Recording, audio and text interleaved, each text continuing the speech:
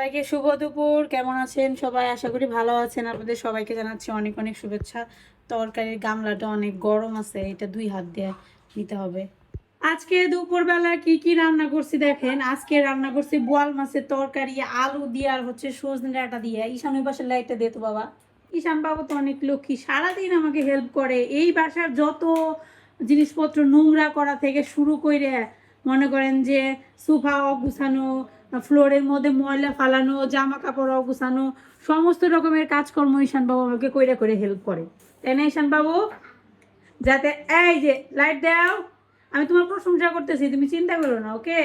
দেখেন আজকে দুপুরবেলার জন্য কি কি রান্না করছি। আজকে রান্না করেছি বোয়াল মাছের ঝোল। আজকে আমার শ্বশুর আর শাশুড়ি মা এই বাসায় খাবে, ঠিক আছে? তার জন্য রান্না বান্না করছি একটু স্পেশাল স্পেশাল কিছুই না আসলে, একটু আর কি মানে আর কি করছি আর কি। যাই হোক, আমার কাছে বোয়াল মাছের তরকারি আলু দেয়া খুবই ভালো লাগে। এবং তার সাথে এখানে না ঝগড়া করছে সেটা বল আমারে, হ্যাঁ?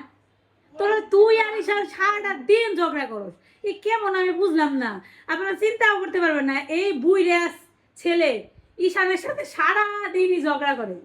ঈশান মানে 2 চোখের বিষ, দেখতে পারে না। কিন্তু আবার এই যে ঘড়ির জন্য ওনার মামার কাছে উনি অর্ডার দিছিল, ঘড়ি কিনে দেওয়ার পর থেকে কি খুশি, আর মামার কি প্রশংসা, বলে মামা তো অনেক ভালো, ঘড়ি কিনে দিচ্ছে দেখে মামা খুব ভালো হয়েছিল না। কিন্তু তুই যে যে এখন মামার সাথে সারাদিন ঝগড়া করস আর চিল্লাচিল্লি করস, এই বাসা থেকে, ঢাকা শহর থেকে তো আমাদের বের করে দিবে, এরপর আর কোনো বাসায় ভাড়া দিবে না। যদি এই বাসা থেকে আমাদের বের করে দেয়, এরপর আমাদের গ্রামের বাড়ি যাইতে হবে, জানোস? আমরা ঢাকা শহরে বাসায় পাবো না কিছু।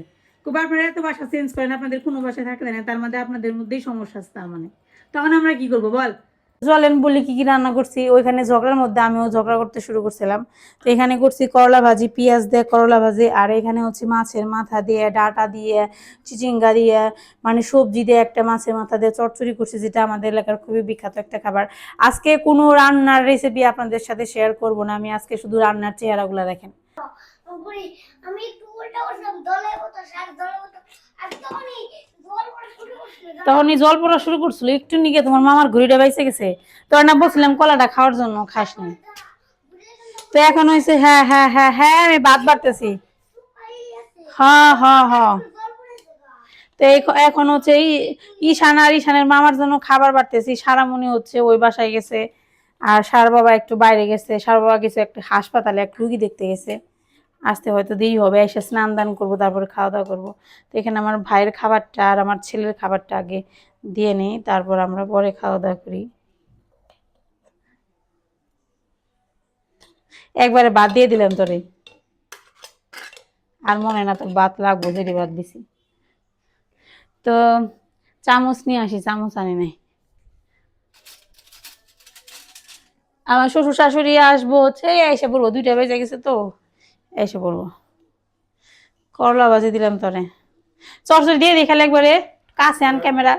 কত সুন্দর রান্না বান্না করছি, একটু দেখা মানুষের কাছে দেখে আমি কত সুন্দর রান্না করি। এই আমার রান্না কেমন রে, সত্যি কথা বলবি? এই একটা পাবলিক যে মানে খারাপ ভালো কোনো কমেন্টই করতে পারে না। মা রান্না কেমন? আরে খারাপ হলেও আমি রাগ করুম না, ভালো করলেও আমি রাগ করুম না। এটা কোনো কথা? খারাপ রান্না তুই বুঝোস না, খারাপ রান্না কোনটারে কয়? খারাপ হলেও তুই বলতে পারবি না খারাপ হয়েছে, ভালো হইলেও বলতে পারবি না, এটা কেমন কথা? এটা আবার কেমন কথা? এটা তো কোনো কথা হইলো না। একটা সব জিনিসের তো ভালো মন্দ কিছু থাকে নাকি? তোর কাছে কোনো খারাপ ভালো কিছু নাই, এটা কোনো কথা হইলো? তো কই তো পারস যে না তোমার রান্না মোটামুটি খারাপ হয় না, ভালোই হয়, সেটাও বলতে পারস না। কথা আমি জানি না, এটা কোনো কথা? এই যে তোর এই চামচ দিয়ে গেলাম এখান থেকে, তোর জন্য ডিম আছে না, ডিম মিশ একটা, আর একটা মাছও আছে, মাছটা তুই খুঁজে পাবি না, তোর রাত্রে আমি খুঁজে দিই না, তোদের ডিম দিয়ে খা। আর ঈশানের জন্য ওই যে বল মাছের তরকারি, এই যে ঈশানের খাবার আজকে।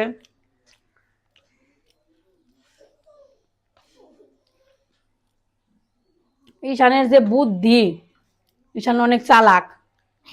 ঈশান ঘড়িটা নেওয়ার জন্য ওর মামারে পটাইছে কেমনে জানি, পটিয়ে ঘড়ি নিয়ে হয়ে গেছে, ওনার মামার সাথে ঝগড়া শুরু করছে, তাই না ঈশান?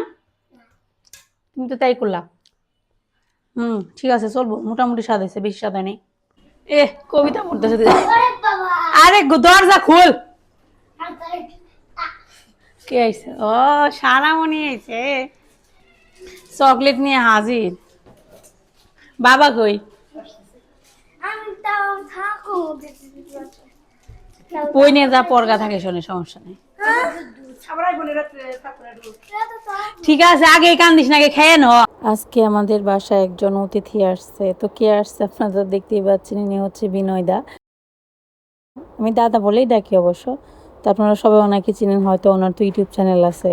ওনার বাড়ি হচ্ছে সারটিয়া। উনি ঢাকাতে ওনার নিজের বোনের ফ্ল্যাট আছে, ওইখানে মাঝে মাঝে আসেন, আমাদের সাথে পরিচিত আর কি, মানে মাঝে মাঝে। এর আগেও কিন্তু একবার আমার বাসায় আসছিল, আপনারা দেখছিলেন। তো উনি ঢাকাতে আসছে হচ্ছে, ওনার ভাই অ্যাক্সিডেন্ট করছে মোটর সাইকেলে, তো আইসিইউতে ভর্তি আছে, তো তার জন্য হাসপাতালে আসছে। তো সার বাবা আবার গিয়েছিল ওনার ভাইকে দেখতে হাসপাতালে, তো ওইখান থেকে আবার ওনাকে নিয়ে আসছে, কারণ হাসপাতালে থাকলে বোঝেনি তো, খাওয়া দাওয়া কোনো কিছু ঠিক মতো হয় না, আমাদের বাসার কাছেই, তো এই জন্য নিয়ে আসছে। সবিতাদির চ্যানেলে সবাই স্বাগতম। তো ভিডিওর কোন অংশ থেকে আমি করবেন তা যায় না, হঠাৎ করে আজকে আইলাম বাসায়। বাসায় আসার উদ্দেশ্য হলো, অনেকদিন ধরে ভিডিও দেই না, এবং কেন দেই না সেটা বলুন আমার চ্যানেল মৃত্তিকার মায়া বিনয় দায়। আগে কিছু আমি ভিডিও করছিলাম, এগুলা মৃত্তিকার মায়া এবং আঁকিতে দেখা পারবে। তো আজকে রান্না বান্না করছে চরচরা, সাজনা দিয়ে বোয়াল মাছ। হ্যাঁ, অনেক কিছু স্বাদের রাঁধছে, কিন্তু ভিতরে শান্তি না থাকলে মানে স্বাদ আর থাকে না। হ্যাঁ হ্যাঁ, মানে মানে জীবন রক্ষার্থে ওনার এই যে রোগীর কি অবস্থা? রোগীর অবস্থা মোটামুটি একটু ভালোই নেই আগে। ভালো, কি মানে মৃত্যু সজ্জা। উপরওয়ালায় যদি রেখা দেয় থাকবো, আর না সেন্স তো নেই, তাই না? একবারে সেন্স আছে কিন্তু মানে এমনিও চিনে, কিন্তু ব্যালেন্স নাই কোনো কিছু, মানে এই কথা, মানে সে অতীতে অফিসের কাজ নিয়ে ব্যস্ত। হ্যাঁ, অনেক ব্রেনই হয়ে গেছে একবারে। ভাই অবস্থা, এই মোটরসাইকেল জিনিস আমার কাছে একটু পছন্দ না। হোন্ডাটা ছবি তুলে একটা পোস্টার ছাপে দিই। এমন হুন্ডা নিয়ে বসে রয়েছে, মানুষ মরবো তো জিনিসের মারা যায় না। হুন্ডা দাঁড়াইছে, তাহলে পুষ্টাটা ছাবা, পুষ্টাটা ছাবিয়ে দিয়ে দেয়, হুন্ডা না কেউ যদি খুঁজ দেয় এই প্রতিদিন। আর ওই ফাইল পত্র নিয়ে এই টানা হেঁচা সারটা করছে, এটা নিয়ে বসে, এটা নিয়ে আছে। অর্থাৎ কি, মানুষের যখন মানসিক সমস্যা জায়গা, মাথায় আঘাতপ্রাপ্ত জায়গা, তখন কিন্তু সে সামনে আহে না, সে অতীতে জায়গা নাকি পিছনে চলে যায়। হ্যাঁ, এটাই হচ্ছে। ওই যে কোন আছে মরার সময় তুমি ভগবানের ডাকবা, তা হয় না। তুমি সারা জীবন চা করছো, তোমার তখন ব্রেন ওটাই কাজ করবে।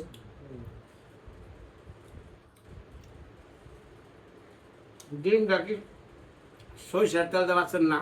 সরষে তেল খাই, হ্যাঁ, সরষে তেলই ভালো লাগে। খাঁটি সরষের তেল পাওয়া যায়। এবারে ভাঙে ভাঙে বিক্রি করে। আজকে 4 দিন না 5 দিন পর সেটা খাইতেছি।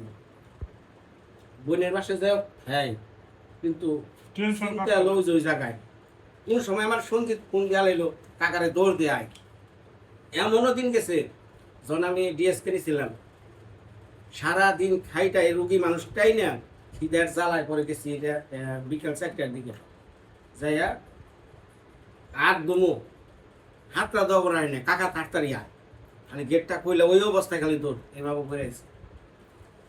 রুগী নিয়ে থাকলে নিজেরও রুগী হয় না, আর অর্ধেক রুগী নিজেও হয়। যদি ক্যামেরা লাইনে না, ক্যামেরা লাইনে ক্যামেরা অন করেন। অনেক আছে। আচ্ছা, যেদিকে আমি রাত 5টার সময় বাসায় যাই, সারা শরীর রক্তে সে গড়ি গাড়া মারে, চিনারে না, তো ভিড় হয় জানা।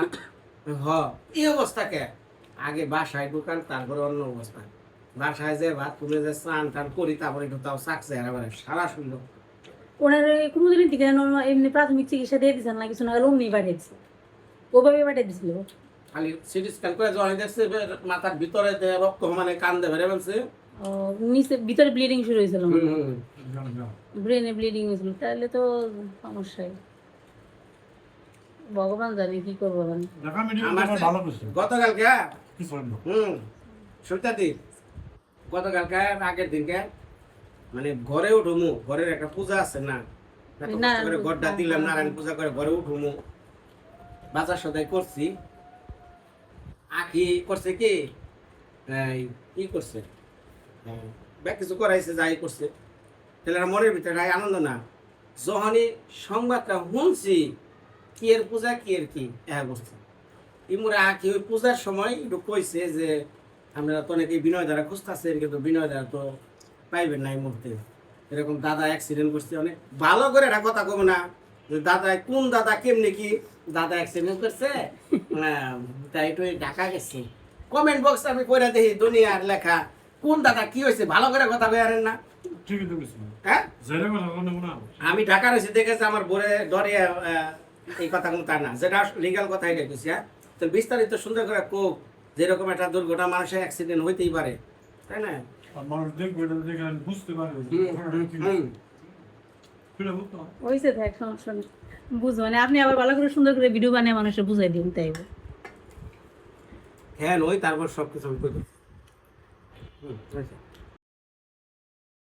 এখন হচ্ছে সন্ধ্যাবেলা এখন একটা তরমুজ কাটতেছে এই তরমুজটা প্রায় 2 থেকে 3 দিন ফ্রিজের মধ্যে রাখছিলাম ব্যাপারটা হয়েছিল এই তরমুজটা আনছে হচ্ছে বাবা মানে আমার শ্বশুরমশাই আর কি তো উনি আনছিল আনার পর হচ্ছে এর আগের দিন আবার সার বাবা একটা বড় দেখে তরমুজ কিনে আনছে তো 2টা তরমুজ একসাথে আনা হয়েছিল যার কারণে এটা ফ্রিজে 2-1 দিন ছিল আজকে কাটতে বসলাম তো ভালোই মোটামুটি খুব একটা ভালো না আবার খারাপও না এই আর কি এক রকমের এখন তো তরমুজের সিজন প্রায় শেষ এর জন্য খুব ভালো একটা তরমুজ পাওয়াও যায় না মোটামুটি লেভেলের পাওয়া যায় আর কি তো তরমুজটা কেটে আজকে তরমুজ দিয়েই সন্ধ্যাবেলার খাবার শেষ করবো আর কি এরপর হচ্ছে রাতের খাবার খাবো একদম ভাত তো আজকে তো আপনাদের সাথে তেমন কোনো রেসিপি শেয়ার করা হয়নি আজকে যা যা রান্না করেছিলাম সব কিছু তো দেখিয়েছি রেসিপি আর দেখালাম না এই বোয়াল মাছের তরকারি কয়েকবার আপনাদের সাথে শেয়ার করা হয়েছে এর জন্য ভাবলাম আজকে আর দেখাবো না তো তরমুজটা দেখতে যত সুন্দর খেতে অতটাও ভালো না